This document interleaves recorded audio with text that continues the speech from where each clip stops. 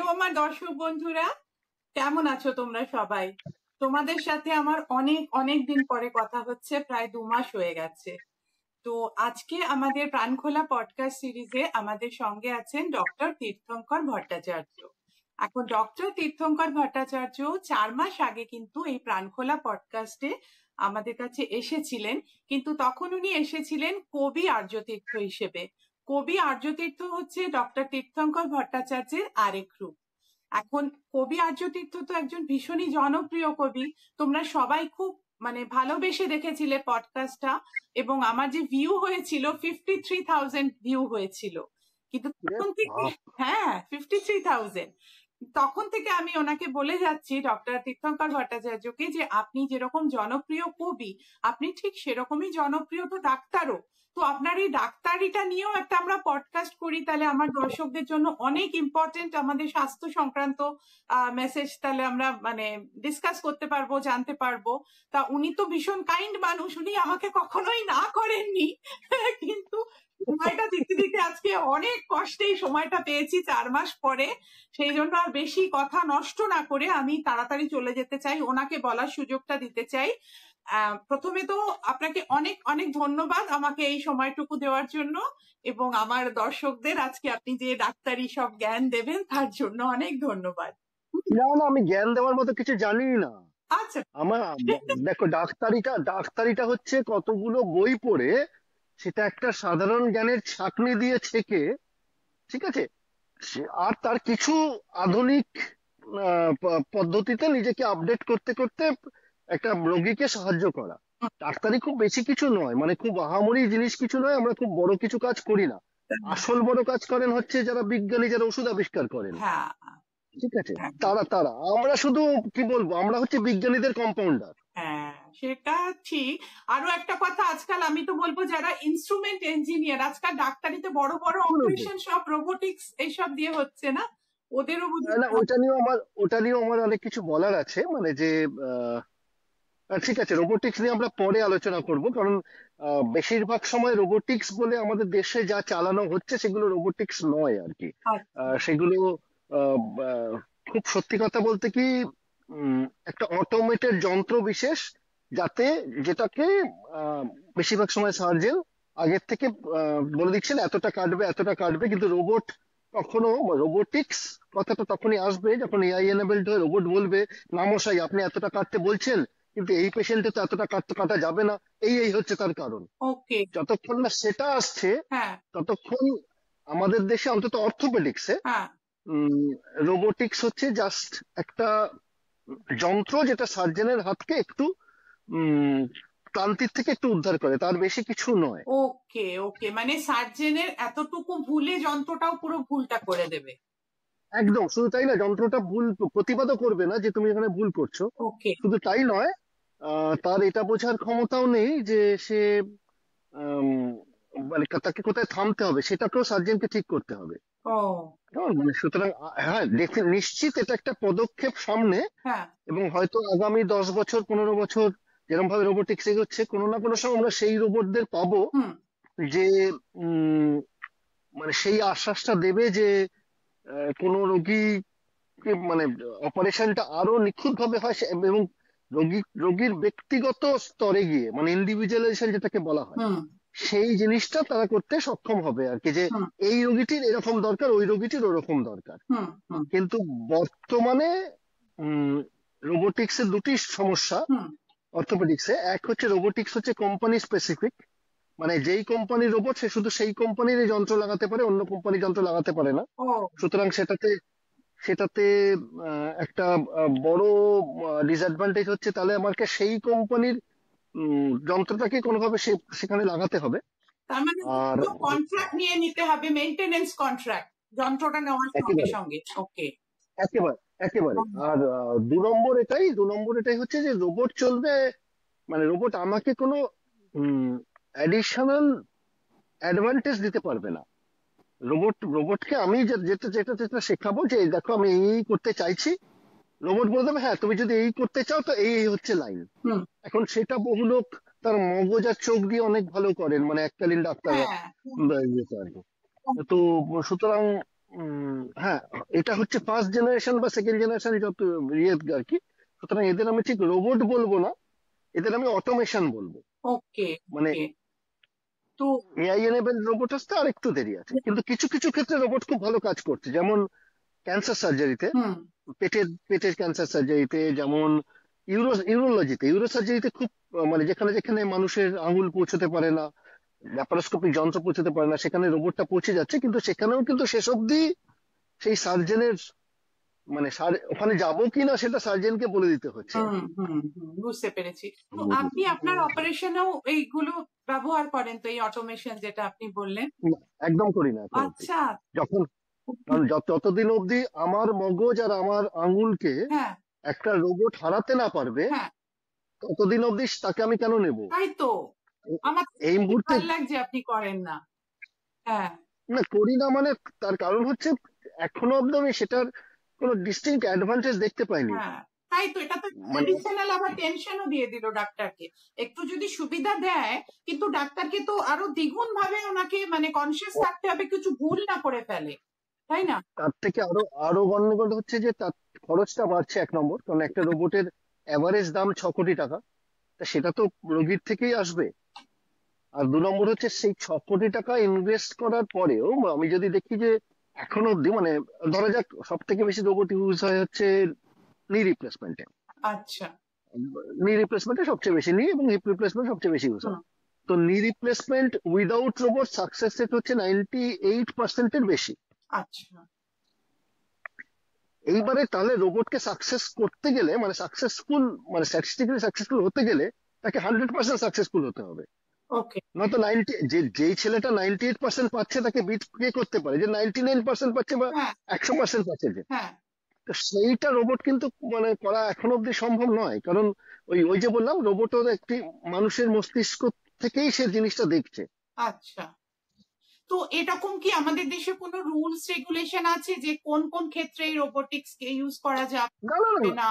আমাদের দেশে কোন রকম রুলস রেগুলেশন কাগজে কলমে খুব কঠিন কঠিন থাকলেও আমাদের দেশে কিছু ফলো করা হয় না। আমাদের দেশে আম, আমি শুনেছি দাঁড়িয়ে ওষুধ আনতে গিয়ে যে পেশেন্ট এসে বলছেন, মানে একজন রোগী এসে বলছেন যে শোন না, গলাটা খুব খসখস করতেছে, কয়েকদিন ধরে জ্বর, আর একটু কাশি হইতাছে, কি খাবো? আর তার যে ছেলেটি, সে ছেলেটি বয়স হবে হয়তো মানে 18 থেকে 20-র মধ্যে। সে বলছে, কাকা এখন কিন্তু আর আজিদ সালে কাম হইব না, তুমি লিজলিড লইয়া যাও।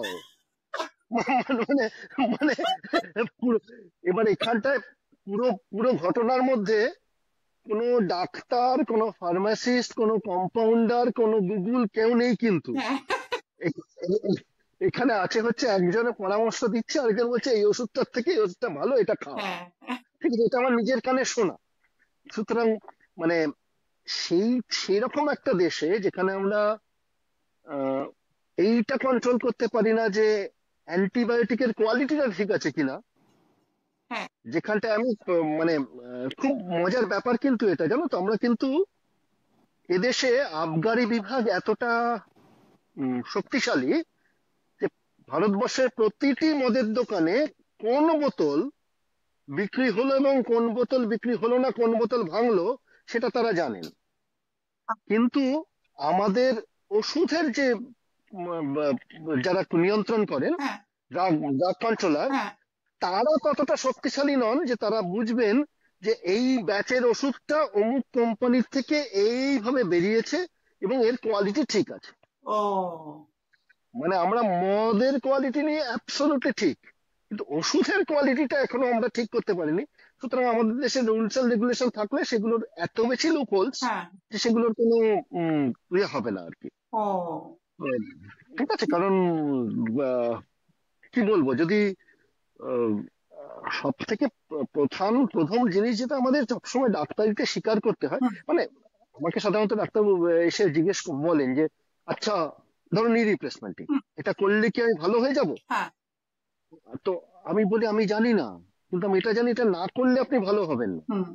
কারণ করলে ভালো হয়ে যাবেন এটা একটা ইন্ডিভিজুয়াল ব্যাপার, অনেক কিছুর উপর নির্ভর করে, মানে তার ব্যথা, আমার স্কিল, তার মানে তার ইমিউনিটি, তার এই ফিজিওথেরাপি তিনি তিনি কিরকম করছেন, তার পরবর্তীকালে তার কোনো কমপ্লিকেশন হলো কিনা, তার হার্ট, তার লাংস, হুম 101টা জিনিস আছে। হুম আমি ভবিষ্যৎ দেখতে জানি না, আমি বলতে পারবো না ওই পার্টিকুলার ভদ্রলোক বা ভদ্রমহিলা তিনি ঠিক হবেন কিনা। হুম আমি শুধু তাকে এইটুকু পরামর্শ দিতে পারি যে আমার মনে হচ্ছে, হুম এই কথাটা ভীষণ ইম্পর্টেন্ট, আমার মনে হচ্ছে, কারণ আরেকজন কেউ আমার থেকে অন্য পথে গিয়ে আরো বেশি পেশেন্টকে ঠিক মতো করতে পারেন, যে আমার মনে হচ্ছে এই পথে না গেলে আপনি ভালো হবেন না। হুম হুম সেইখানে মুশকিলটা হচ্ছে, এইখানে আমরা বেশিরভাগ সময়, এই বিজ্ঞাপনের জগৎ তো এটা, হুম বেশিরভাগ সময় কোনো রোগী যখন কোনো কিছু করতে চাইছেন, হুম তো তাকে এমন একটা আশ্বাস দেওয়া হচ্ছে যে প্রায় মানে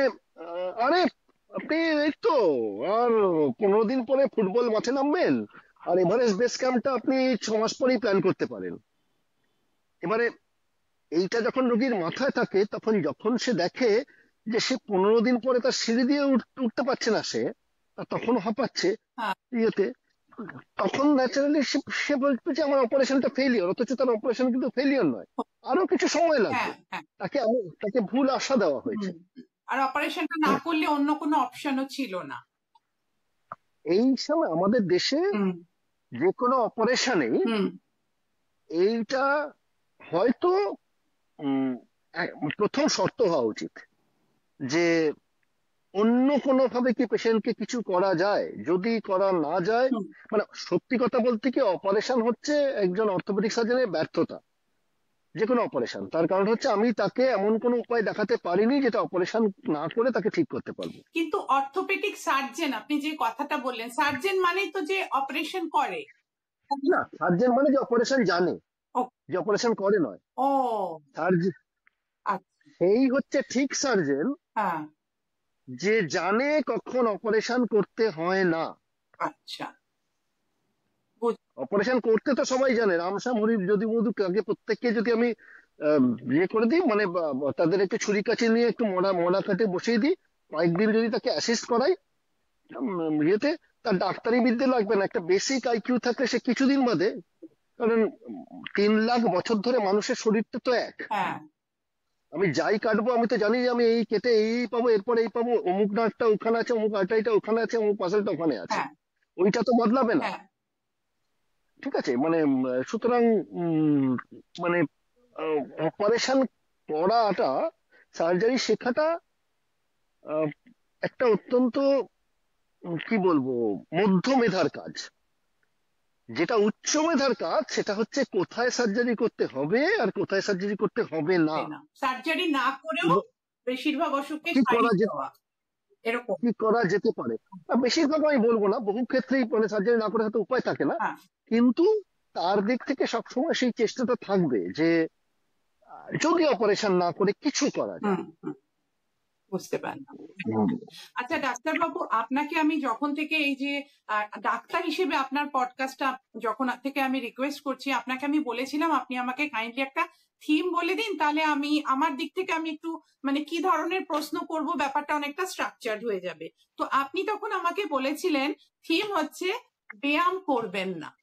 তো এইটুকু একদম। আপনি তখন আমাকে বলেছিলেন, এর বেশি কিছু এক্সপ্লেন করেননি। তো এবার হুম। আপনি আমাকে এই ব্যায়াম করবেন না এই কথাটা একটু আমাকে এবং আমার দর্শকদের একটু এক্সপ্লেন করে দিন।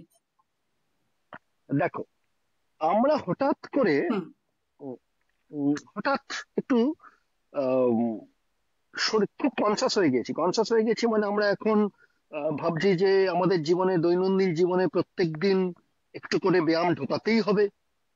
হ্যাঁ, হুম আমাদের তাবৎ সমস্যা নাকি ব্যায়ামের অভাব থেকেই হচ্ছে। ঠিক আছে, আমরা এখন এক্সারসাইজের পৃথিবী, যেটা ডাক্তার। হ্যাঁ, পৃথিবীর প্রায় প্রায় প্রত্যেকটা জিনিসকে দুটোর দুটোর মধ্যে ফেলে দিয়েছি। এক হচ্ছে আমরা জাঙ্ক ফুড, আর দুই হচ্ছে আমাদের ব্যায়ামের অভাব। আমাদের বর্তমান প্রজন্ম কেন এত অমনোযোগী হয়ে যাচ্ছে? ওই জাঙ্ক ফুড, ব্যায়ামের অভাব।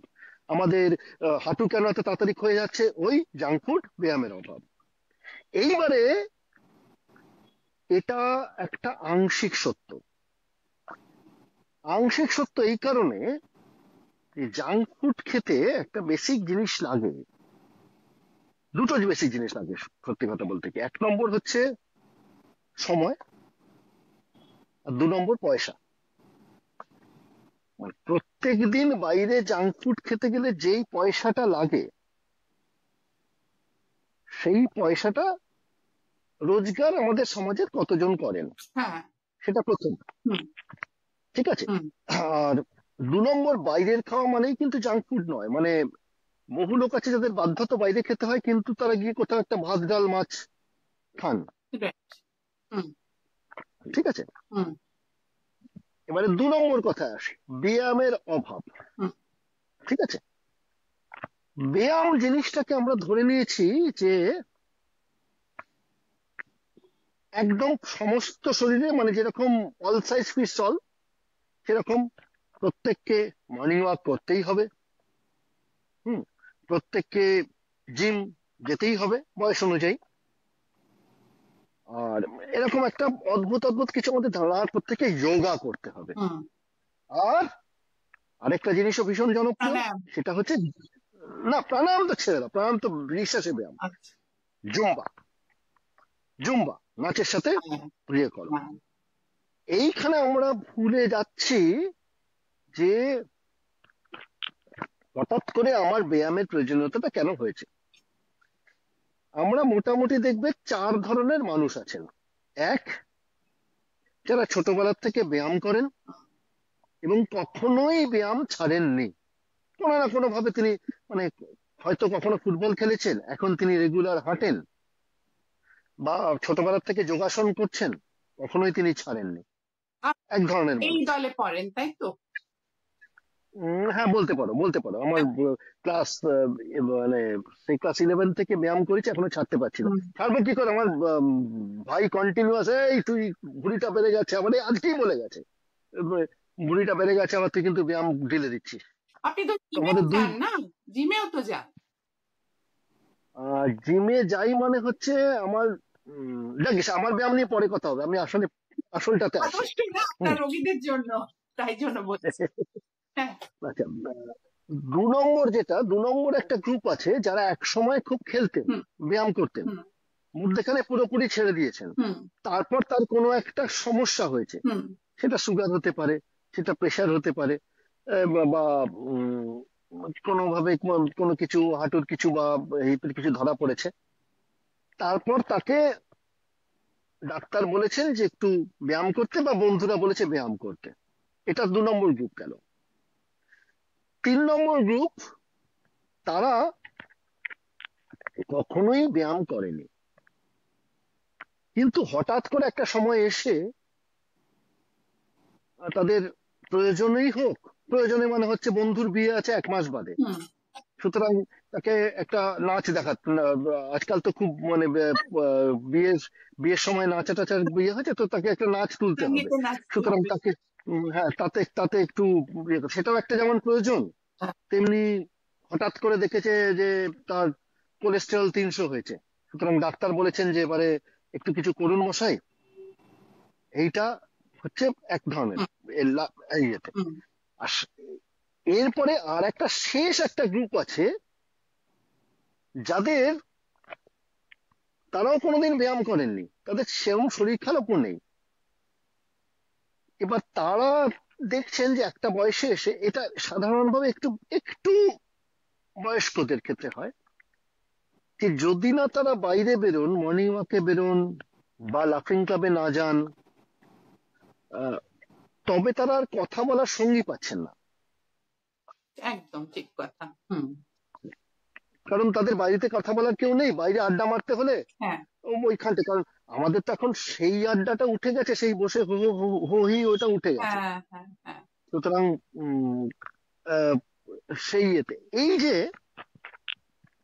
এই চার ধরনেরই মানুষ, আমি এই আলোচনার থেকে প্রথমেই 30-এর কম লোকদের বাদ দিচ্ছি।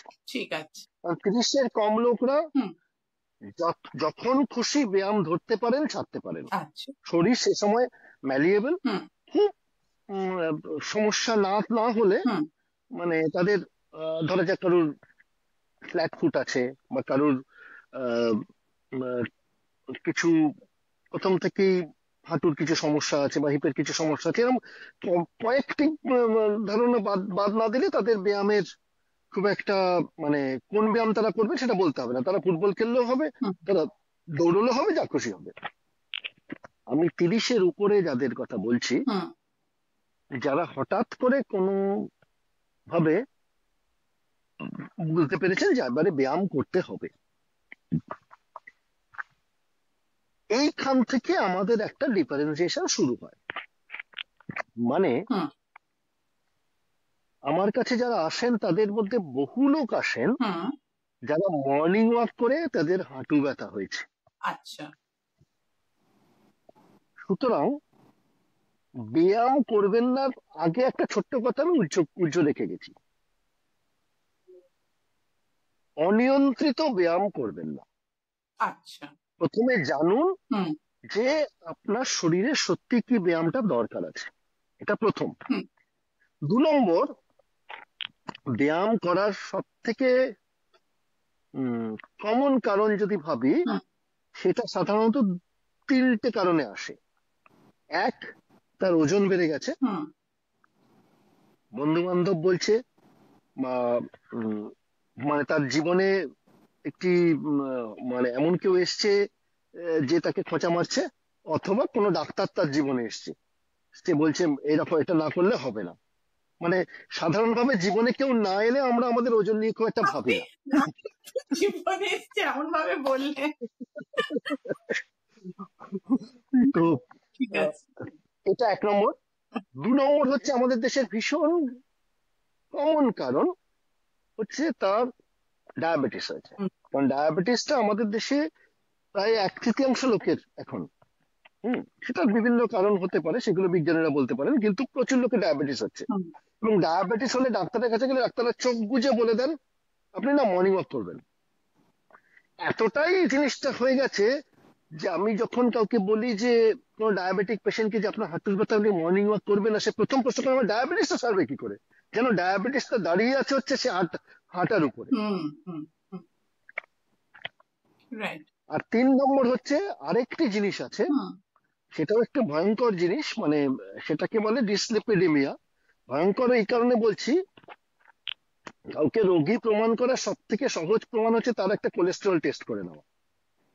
কারণ মধ্যবিত্ত এবং একটু উচ্চ মধ্যবিত্ত, উচ্চবিত্তদের তো বটেই,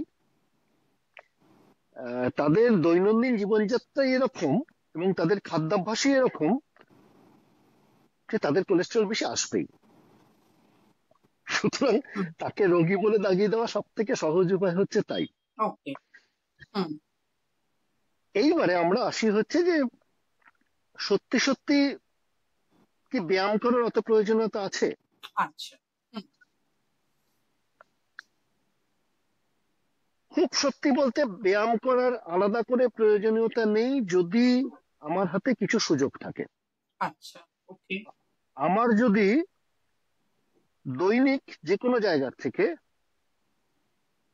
1.5 থেকে 2 কিলোমিটার হাঁটার বন্দোবস্ত থাকে, এবং সেটা বহু কারণে করা যায়, কিন্তু বহু কারণে করা যায় মানে হচ্ছে আহ ধরা যাক আমাকে নিতে অফিসের বাস আসে, বা আমি এমন একটা জায়গায় কাজে যাই যার জন্য আমাকে গাড়ি ধরতে হয়,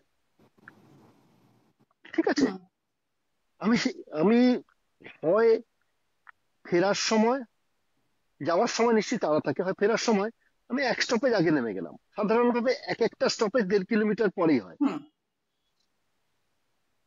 আমি হেঁটে চলে এলাম। 2 নম্বর, এবং এই হাঁটাটা কিন্তু খেয়াল করবে, এই হাঁটাটা কিন্তু ওই মর্নিং ওয়াক বা ইভিনিং ওয়াক নয়, জাস্ট হাঁটা, মানে একটা লোক যেরকম হাঁটে সেরকম হাঁটা, হুম ওই হনহনি হাঁটা, ব্রিস্ক ওয়াকিং, হুম 10,000 স্টেপস এসব কিচ্ছু নয়, বুঝতে পেরেছি। জাস্ট তার হাঁটা। মানে হুম আপনি মোটামুটি যেটা বলছেন যে 1.5 থেকে 2 কিলোমিটার এই যে হাঁটাটা সেটা মোটামুটি সবাইকেই স্যুট করবে এবং দরকার, তাই তো? না, সেটা বলছি না এখন, আমি আমি বলছি যে কি উপায়ে ব্যায়াম ছাড়াই কি করে ইয়ে করা যায়। ঠিক আছে। 2 নম্বর, সিঁড়ি। সিঁড়ি হচ্ছে একটি অত্যন্ত সুন্দর ব্যায়াম।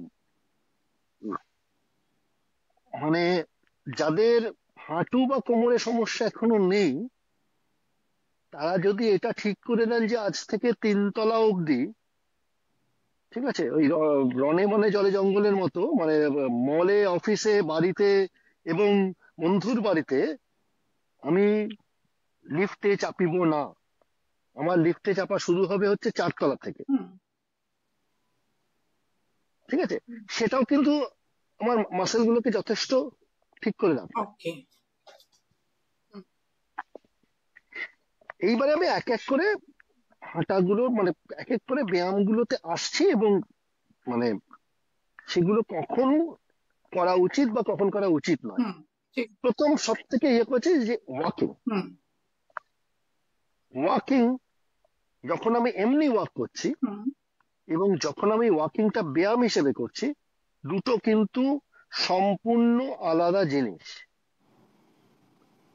ঠিক আছে, আমি এখান থেকে কারো বন্ধুর বাড়ি 1 কিলোমিটার দিব্যি ছোলা ভাজা চিবোতে চিবোতে চলে গেলাম, আর ওই 1 কিলোমিটার আমি 6 মিনিটের মধ্যে, 8 মিনিটের মধ্যে হনহনিয়ে হাঁটতে হাঁটতে গেলাম।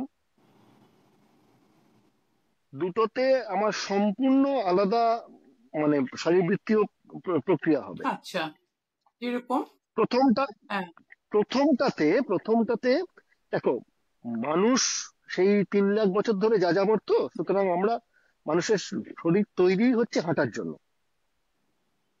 আচ্ছা। কিন্তু আমরা সাধারণত দৌড়নো, লাফানো বা খুব তাড়াতাড়ি দৌড়নো,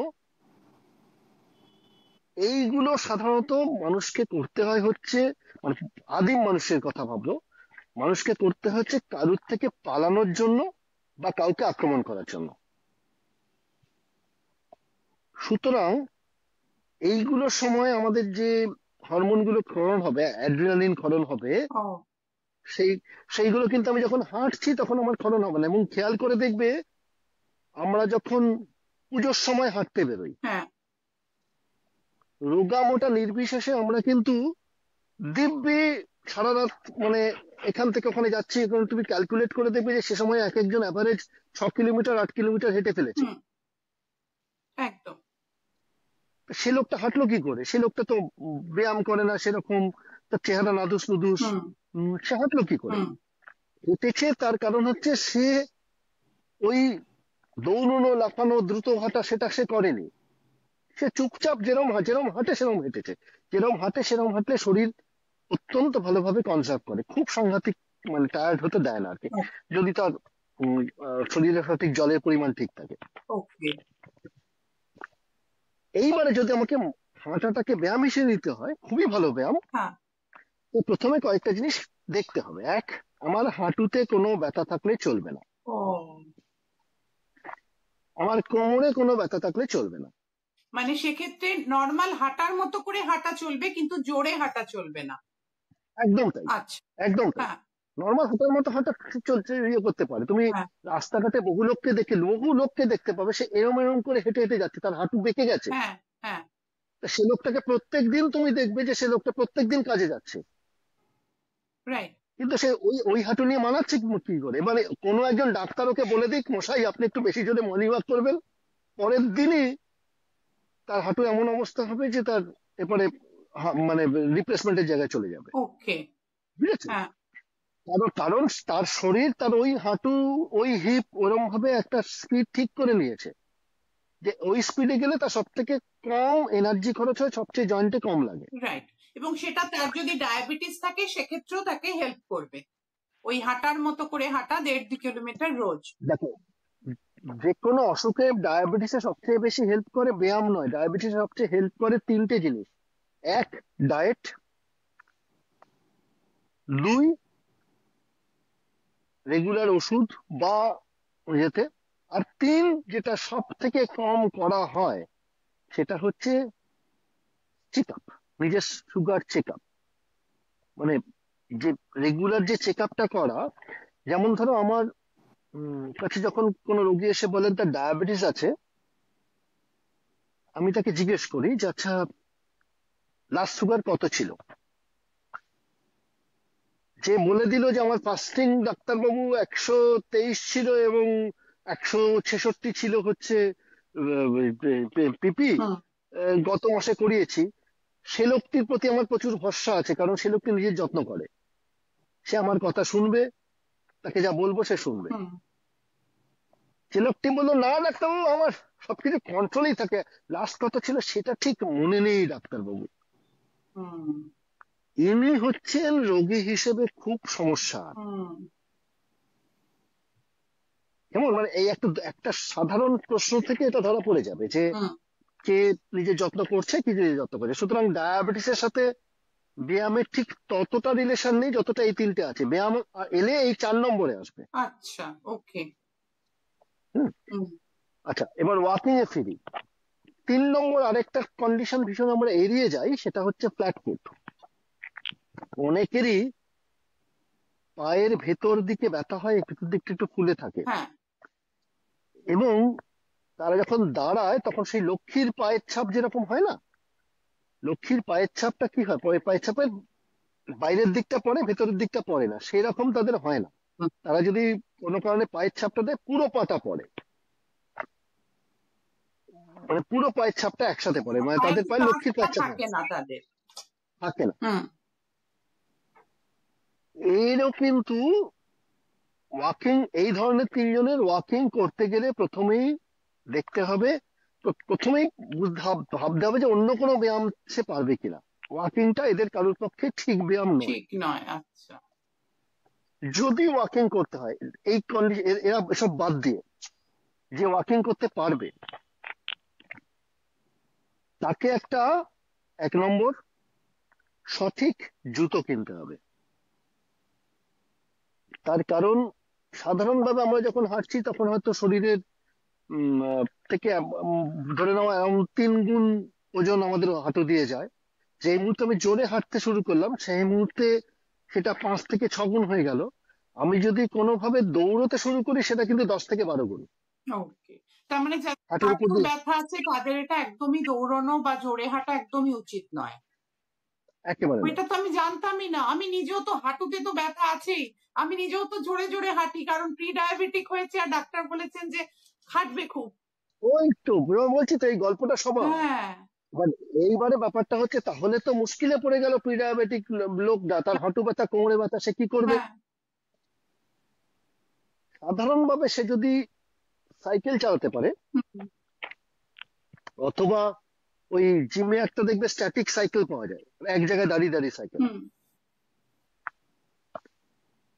সেইটা কিছুটা কম চাপ পড়ে। আর যদি সেটাতেও ব্যথা হয়, তাহলে তাকে সাঁতার শিখতে হবে। ও, কিন্তু সে যদি যোগ ব্যায়াম করে ঘরে, যার ফ্ল্যাট ফুট আছে আমি এই বলছি। এইবারে এইবারে পরের বিয়েতে আসছি। হ্যাঁ যোগ ব্যায়াম এমন একটা জিনিস হ্যাঁ যেটাকে আমরা উম প্রায় সর্বরোগহর বলে দাবি করা হয়, তা কিন্তু নয়। যোগ ব্যায়াম করতে গেলে কতগুলো স্পেসিফিক শর্ত থাকে। যেমন ধরা যাক, যে ছোটবেলার থেকে যোগ ব্যায়াম করে এসছে, সে যদি কখনো না ছাড়ে অসুবিধা নেই। ছেড়ে দিয়ে যদি সে আবার ধরে, তার মেমোরির থেকে আস্তে ওই আগের তাকে মুছে ফেলতে হয়। কারণ যোগ ব্যায়াম বহু ক্ষেত্রে হাঁটু, কোমর দুটোরই ক্ষতি করতে পারে। এবং এটার কারণ কি, কারণ কিন্তু আবার বলছি, ব্যায়াম হচ্ছে মানুষকে একটা কি বলবো, একটা এনার্জি খরচের উপায়। যোগ ব্যায়াম কি করছে, কতগুলো নির্দিষ্ট ভঙ্গিতে শরীরকে বসতে বলছে। হুম এইবারে সেই ভঙ্গিতে বসাটা শরীরের উচিত কিনা, সেটা 2 জন লোকের থেকে জানা যেতে পারে।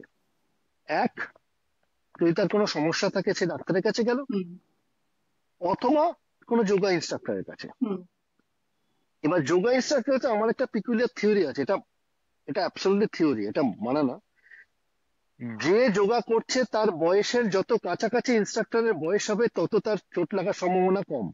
আচ্ছা যত কম বয়সে ইনস্ট্রাক্টর হবে, তত বেশি বয়সীদের প্রবলেম। সেই ব্যায়াম, সেই ব্যায়ামের সমস্যা আছে। সেটা শুধু যোগা নয়, জিমেও তাই। হুম জিমে সবসময় গিয়ে সেই ইনস্ট্রাক্টরকে খুঁজতে হয় যে ইনস্ট্রাক্টর তার নিজের কাছাকাছি বয়সী। হুম অত্যন্ত সুঠাম চেহারার যে যে যে যুবক বসে আছে, হুম আমি যদি তার কাছে যাই, হুম সে প্রাণপণে চেষ্টা করবে, সে কিন্তু তার সবচেয়ে ভালোটা দিচ্ছে, কিন্তু সে প্রাণপণে সে তার নিজের হিসেব মতো শরীরকে ভাবছে। হুম সেক্ষেত্রে কিন্তু আমার ভীষণ রকম ক্ষতি হওয়ার সম্ভাবনা আছে, কারণ হচ্ছে আমি তো তার বয়সটা পাচ্ছি না, হুম আমার মেটাবলিজম তো তার মতো নয়, হুম আমার শরীরের স্ট্রেচেবিলিটি তো তার মতো নয়। এই স্ট্রেচেবিলিটি কথাটার মধ্যে যোগাটা লুকিয়ে আছে। হুম সবাই যোগা পারে না। একটি হাঁটুর ব্যথা যার আছে, তার বজ্রাসনে যে সে যদি বসে, তার হজমের কি হবে সে আমি জানি না, কিন্তু তার হাঁটুর ক্ষতি হবে। এবার যে বজ্রাসনে ছোটবেলার থেকে বসে এসছে, সে 90 বছরও বসবে, তাতে কোনো সমস্যা নেই। হুম কিন্তু 60-এ গিয়ে এখন যদি কেউ বজ্রাসনে বসতে যায়, যে আগে কখনো বজ্রাসনে বসেনি, সেক্ষেত্রে তার কিন্তু যোগায় আটকে যাবে। ওই একটা বিখ্যাত গল্প আছে না, যে অমুক জেঠু পদ্মাসন করতে গিয়ে আটকে গেছেন, তো সে তারাপদরা বলছেন আটকে গেছেন তো তো কি আছে, করবেন না? বলে না না, পদ্মাসন করেছিলেন তারপরে আটকে গেছেন, খুলছে না। খুলছে না। তো তো তো সেরকম আসন করে আটকে যাওয়ার সম্ভাবনা কিন্তু আছে। আচ্ছা, মানে আপনি ঠিক। যেটা বলছেন যে জিনিসগুলো ভালো, কিন্তু ইনস্ট্রাক্টরটা ভীষণ ইম্পর্টেন্ট, তাই তো? আমার যেটা মনে ইনস্ট্রাক্টর শুধু না, নিজেকে বুঝতে হবে, এবং বুঝতে হবে যে ব্যায়ামটা কোনো প্যানাসিয়া নয়, যে আমি যে কোনো ব্যায়াম যখন তখন করে ফেলবো এবং ব্যায়াম আমাকে আমার শরীর সাংঘাতিক ভালো করে দেবে। আমার শরীরের কি ইনপুট হচ্ছে, হয়। ঠিক আছে? হুম কারণ উম, খুব সত্যি কথা বলতে কি, আমরা খাবারের দিকটা খুব ভাবছি, যে এই অমুক প্রোটিন অমুক তমুক ইয়েতে একটা জিনিস আমাদের প্রায় উজ্জ্বলই থেকে যায়, সেটা হচ্ছে নেশা। আচ্ছা, নেশা, নেশা যেরকম আজকাল তো শুনছি নাকি সিগারেটটা নাকি এখন আর ছেলেদের নেশা নেই, এখন নাকি ওটা মেয়েদের নেশা হয়ে গেছে। সিগারেট খাওয়া কিন্তু লাংসে ক্যান্সার কবে হবে সে আমি জানি না, কিন্তু সিগারেট হাড়গুলোকে শেষ করে দেয়। অ্যাভারেজ আমরা যখন যে কোনো হাড়ের যখন অপারেশন করি, আমরা তাকে জিজ্ঞেস করি তুমি কি স্মোকার? ও সে যদি স্মোকার হয়, তার যে হাড় জুড়তে 6 সপ্তাহ লাগার কথা, হ্যাঁ। সে হাড় জুড়তে তার 3 মাস লাগবে। ও, এবং আমি শুনেছি ডার্মাটোলজিস্টরাও বলেন স্কিনও নাকি ভীষণ খারাপ হয়ে যায় তারপরে। হ্যাঁ। তার কারণ স্মোকিং মাইক্রো সার্কুলেশন গুলো খারাপ করে দেয়। হুম মাইক্রো সার্কুলেশন যেখানে যেখানে আছে, হুম সেটা একটা লাংস সেটা অন্য, কিন্তু হাড়ের মধ্যে মাইক্রো মানে হাড়ের মধ্যে যে আর্টারি গুলো থাকে, সেগুলো বেসিক্যালি হেয়ার পিনের মতো লুক করে। একটু সার্কুলেশন বন্ধ হলেই তাদের মনের কোয়ালিটি খারাপ হয়ে যায়। হুম 2 নম্বর অ্যালকোহল। ঠিক আছে, যদি আমি উম, মানে অ্যালকোহল তো আমাদের এখন প্রায় দৈনন্দিন অভ্যাসে ঢুকে গেছে। মানে আমি যেখানে কাজ করি সেখান থেকে আমার বাড়ির দিকে আসতে 8টা মদের দোকান পড়ে, আর 4টে ওষুধের দোকান পড়ে। ওহো, হ্যাঁ। এই সব সব এই যে মদের দোকান আর ওষুধের দোকান, এখানে আমি কোনোদিন ভিড় কমতে দেখিনি, কিন্তু বাকি সব দোকান যেগুলো, হুম সেগুলোতে সেরকম ভিড় নেই। তো ডাক্তারবাবু, এই এই জিনিসটা কি, এই অবস্থাটা কি আপনি এখন দেখছেন? আজ থেকে 20 বছর আগেও কি এরকমই দেখতেন, নাকি এখন একটু বেড়ে গেছে মনে হয়? না, না, এখন সমস্যাটা কি, তুমি যদি বাংলা সিনেমা দেখো, মানে অনেক সময় কি বলবো, আমার তলায় আমার খেতে আমার কাজের লোক মাঝে মাঝে খেতে দেয়, ওরা বেশ ভালো সিনেমা টিনেমা দেখে, মানে বেশ ওই মেজ বউ সেজ বউ বেশ অনেকগুলো পুরোনো দিনের সিনেমা আমার ওই সময় দেখা হয়ে যায়।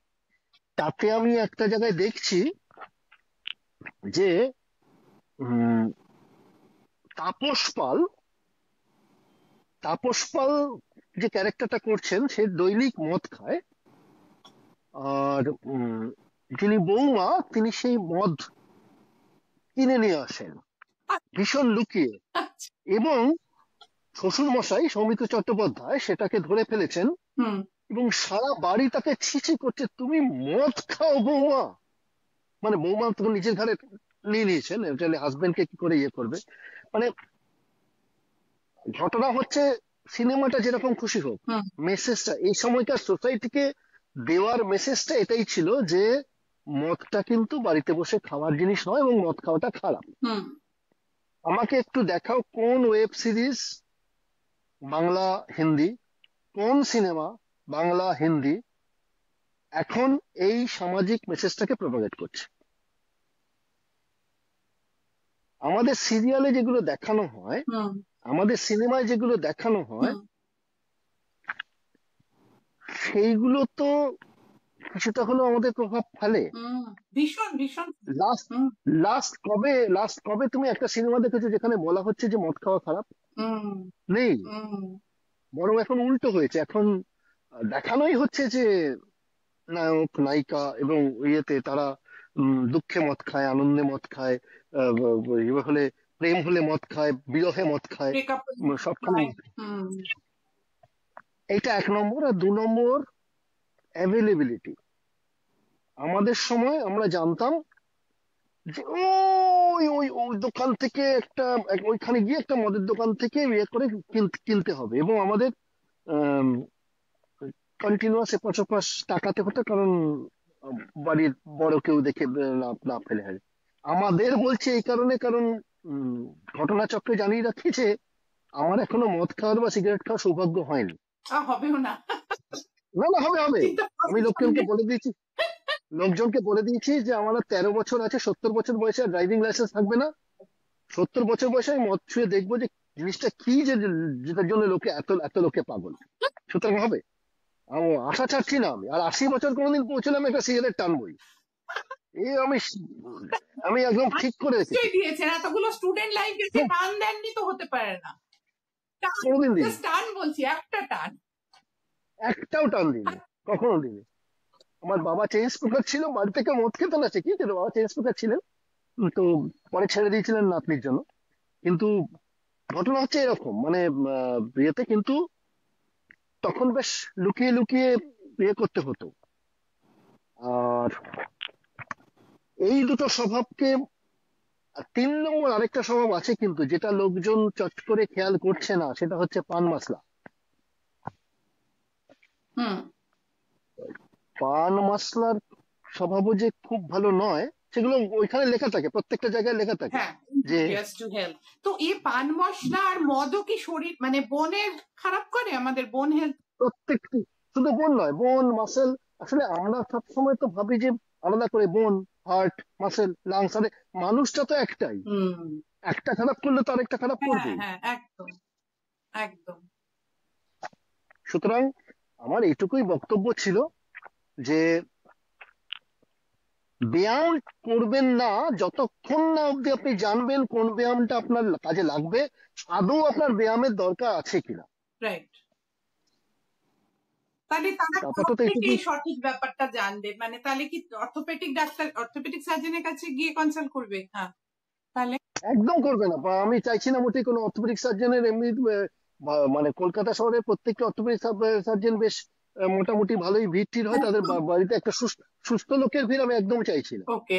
ঠিক আছে, হ্যাঁ যেটা করতে হবে আমি কতগুলো জিনিস বারণ করব, যে যে প্রথমবার ব্যায়াম করছে সে যেন ইউটিউব দেখে না করে, যে ব্যায়াম জানে তার কাছে যায়।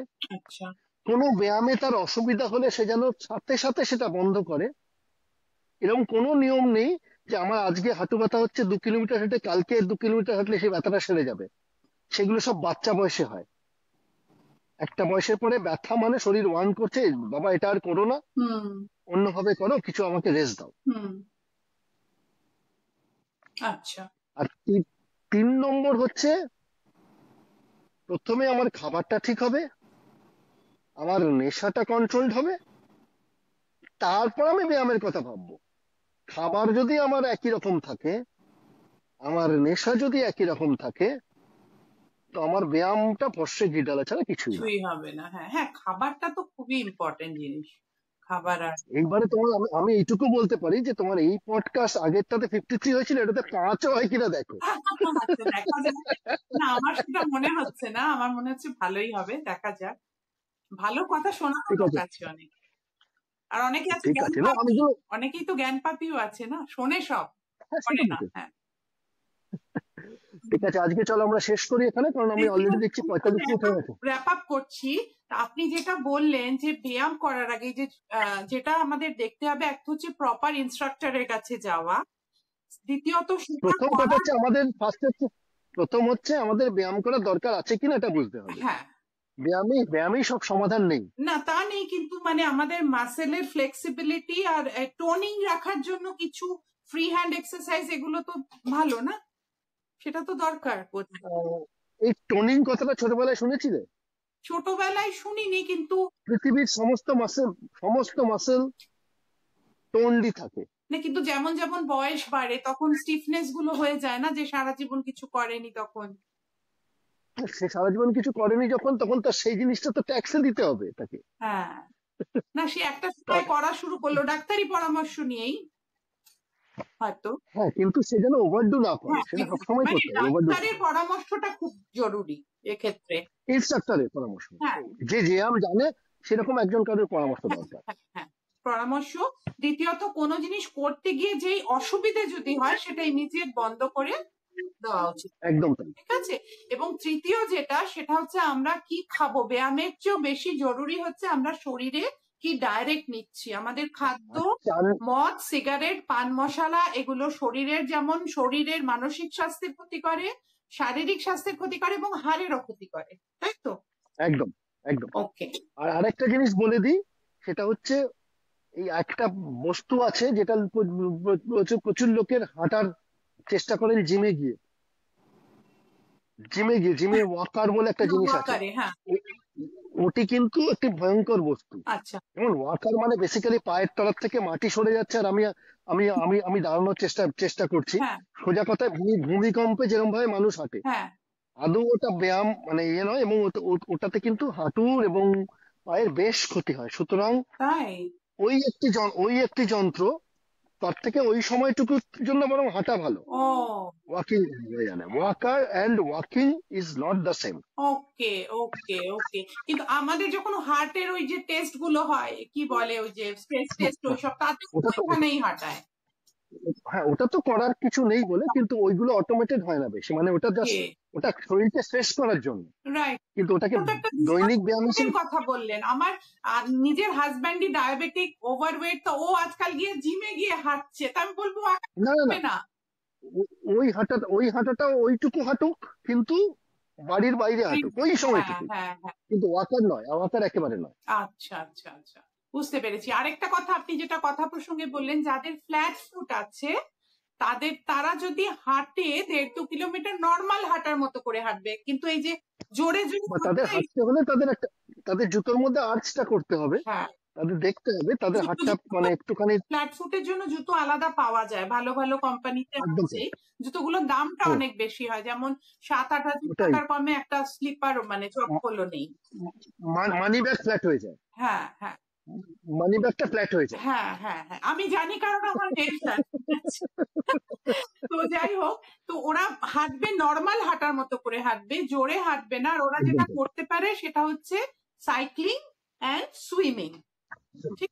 আর ফ্রি হ্যান্ড এক্সারসাইজ, এটা তো সবাই কিছুটা করতে পারে, যেটা ফ্রি হ্যান্ড বলে, এই ধরনের জিনিসগুলো, তাতে আমাদের জয়েন্ট গুলো বোধহয় ঠিক থাকবে আর বেশি রেস্ট করবে। ফ্রি হ্যান্ড এক্সারসাইজ মানে হচ্ছে একটা জয়েন্ট যতটুকু যাচ্ছে ততটুকু যাওয়া। প্রত্যেকদিন সকালে বা বিকেলে একটা জিনিসই করার কথা আমার, যে প্রত্যেকটা জয়েন্ট এই ধরো যতটা যাচ্ছে ততটা একবার করে নাড়ালেও হবে। এবং তাতে আরেকটা জিনিসও বোঝা যায় যে কালকে বা আগের দিন আমার কাছে আমার কোন জয়েন্টে চোট লেগেছে কিনা। আমি যদি হাঁটু মুড়তে গিয়ে দেখি যে হাঁটু ব্যথা করছে, তাহলে আমি বুঝবো যে আমার একটুখানি ইয়ে হচ্ছে। তার মানে এখানে একটা জিনিস আমার যেটা মনে হচ্ছে, যে ফিজিওথেরাপিস্টের কাছে দেখে যদি কেউ ফ্রি হ্যান্ড এক্সারসাইজ করে সেটা ভালো। ফ্রি হ্যান্ড মানে হচ্ছে তোমার সব যে জয়েন্ট গুলো যতটা মুড়ছে ততটা তুমি করো। ওকে, মানে ফিজিওথেরাপিস্টের কাছে যাওয়ারও দরকার নেই, কমন সেন্স ইউজ করতে হবে। একদম, যতটুকু তুমি ইজিলি করতে পারছো হাত পা ছড়া। আমার মনে হয় তাহলে নাচটাও এটা খুব ভালো এক্সারসাইজ, সব থেকে ভালো এক্সারসাইজ, তাই না? একটু মানে একটুখানি যদি কেউ একটু বয়স্ক নাচের গ্রুপে যোগ দিতে পারে, তার থেকে ভালো এক্সারসাইজ আর হয় না, কিন্তু আবার সে একই জিনিস, সঙ্গীরা যেন বয়স্ক হয়, সমান বয়সী হয়। হ্যাঁ নাচে যারা সঙ্গী হবে হ্যাঁ হ্যাঁ, তারা যেন সমান বয়সী একদম হয়। একদম, নাচটা খুব ভালো। আর তাছাড়া আরেকটা জিনিস, নাচটা মেন্টাল হেলথের জন্য খুব ভালো, কারণ আপনি যখন নাচ করছেন তখন আপনি পুরো নাচেই আপনাকে কনসেন্ট্রেট করতে হবে, আপনি অন্য কিছু ভাবতেই খুবই পারবেন না তাই, তখন, ফলে একদম একটা তাই, একদম তাই। মাইন্ডফুলনেস সেই প্র্যাকটিসও হয়ে শুধু যায়। তাই না, নাচ নাচ আমার ধারণা ডিমেনশিয়া আলজাইমারও একটু হেল্প করবে, কারণ তুমি কন্টিনিউয়াস মুভমেন্ট শিখছো তো। হ্যাঁ হ্যাঁ হ্যাঁ হ্যাঁ, এই মুভমেন্ট শিখলে কন্টিনিউয়াস মানে হ্যাঁ। নতুন নতুন সাইন্যাপস তৈরি হয়ে যায়। তো আমাদের কিন্তু পাড়ায় নাচের স্কুল হওয়া দরকার এখন, জিমের বদলে। অনেক বেটার হবে, হ্যাঁ, অনেক বেটার হবে, সত্যি সত্যি সত্যি বেটার হবে। ঠিক আছে, আচ্ছা, চলো। অনেক অনেক অসংখ্য ধন্যবাদ, ভীষণ ভালো হলো আজকের পডকাস্টটা, মানে অনেক কিছু জানলাম, সত্যিকারের অনেক কিছু জানলাম। এবং আপনার মানে আমার ডাইরেক্ট আমার ফ্যামিলিতে প্রত্যেকের জন্য প্রযোজ্য, আমার জন্য প্রযোজ্য, আমার হাজব্যান্ডের জন্য, আমার মেয়ের জন্য। কাজে আমাদের যে দর্শকরা আছেন তাদেরও ঘরে ঘরে এই কথাগুলো প্রযোজ্য হবে। এবং আমার তো মনে হয় আগের পডকাস্টে 53,000 রয়েছে, এখানে আমার মনে হচ্ছে 93,000 হবে, দেখা যাক কি হয়। তা Let's হবে না। hope best. চলো, আপনি খুব চলো, চলো। ভালো থাকবেন, আর আমি ঈশ্বরের কাছে প্রার্থনা করি আপনি 80 নয়, আপনি 90-100 বছর অব্দি অন্তত বেঁচে থাকবেন, আর বেশ কয়েকটা সিগারেট টান দিয়ে যাবেন তার আগে।